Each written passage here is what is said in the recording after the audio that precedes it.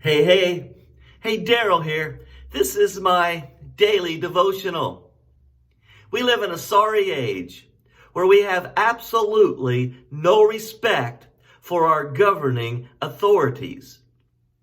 They're not perfect, but yet as Scripture states, all governing authorities are established by God. We might think they are a jerk and hate their personalities, but we still must give the respect they deserve as being established by God. Nothing proves this point more than the relationship between David and King Saul. King Saul became very bitter and jealous when David killed Goliath and became so popular with the people of Israel. And now King Saul is seeking to kill David. The battle with the Philistines has raged. Now Jonathan has been killed in the battle. And Saul sees that he's going to be overtaken. And so he falls on his own sword to take his own life. Now we are in 2 Samuel chapter 1. When David learns of Jonathan and King Saul's death. There is a man, an Amalekite, who escapes the Israelite camp and comes to tell David, "I have escaped from the Israelite camp." "What happened?" David asked. He said, "The men fled from the battle. Many of them fell and died. And Saul and his son Jonathan are dead." Then David said to the young man who brought him the report, "How do you know that Saul and his son Jonathan are dead?"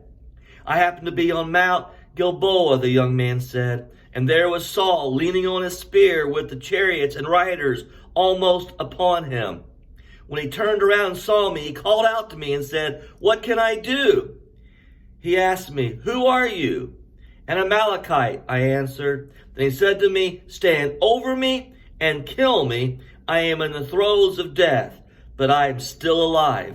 So I stood over him and killed him because I knew that after he had fallen, he could not survive." So he saw that King Saul was at the brink of death. So to put him out of his misery, he went ahead and killed him.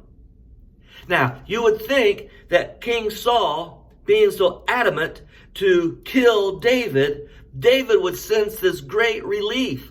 Woohoo! My enemy is dead. Woohoo! My opposing governing authority is now dead.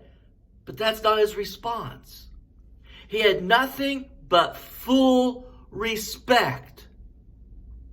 Now, one might understand, learning of Jonathan's death, there would be great sorrow and grief because him and Jonathan were close friends. But listen to the eulogy that David pronounces. I want you to know he doesn't have one bad thing to say about King Saul. Yet there is a multitude of things he could have said that were bad.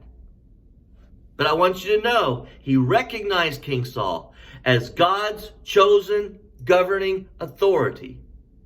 And he had nothing but respect for him. I'm in 2 Samuel chapter 1, beginning at verse 23.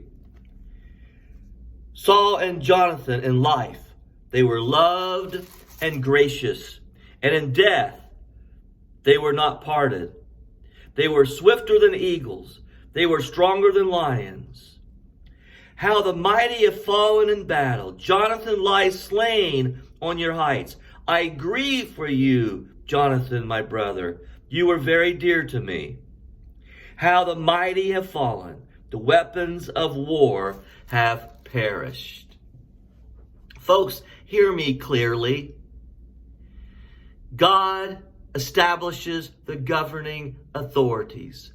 We may not agree with them, but we must respect them if we live a life accordance to God's good will. David, he had every reason to speak ill of King Saul, but he had nothing but respect. He knew he was God's appointed. God bless you. Good day.